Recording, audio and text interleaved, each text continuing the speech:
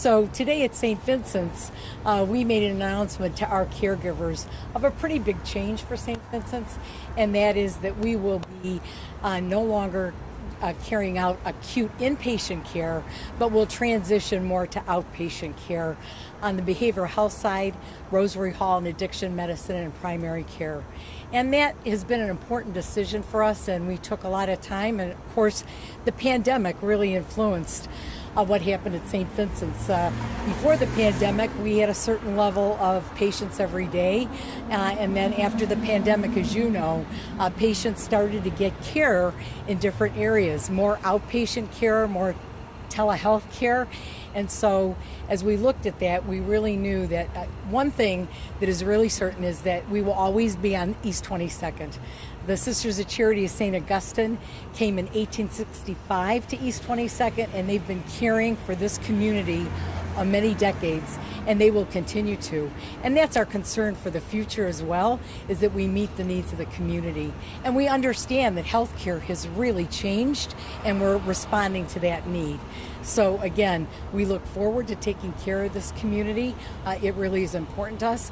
We do have a vision for the future that really is going to look at taking care of, we understand it's not just acute care, but the social determinants of health, really looking at housing and education and transportation. One thing that we found out in the pandemic, that food insecurity in this neighborhood was really very challenging. I don't think people realize that when all the hospitals had to close down, that meant that St. Vincent's indeed had to close down as well. And so people in the neighborhood cannot come into the hospital to get meals.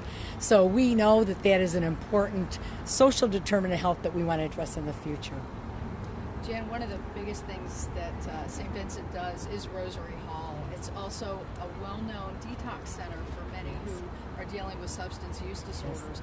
What will happen with behavioral health and substance and your clinics? Yes, so Monica, we're definitely going to stay, and we're very committed to Rosary Hall on the outpatient side and also to behavioral health.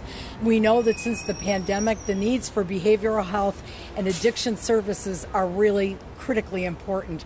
Sister Ignatia Gavin, a Sister of Charity of St. Augustine, was the founder of Rosary Hall, and literally we find that that is a part of our history, and we will continue to care for those in need, and we know that need has only been exacerbated by the pandemic. But will that need include people who may need to stay for a week or so? We're looking, Monica, at ways that we can look at outpatient services and how we look other community partnerships for other needs as it relates to that continuum of care. But we believe that, we do have an opportunity with crisis stabilization and recovery, but also with behavioral health and Rosary Hall.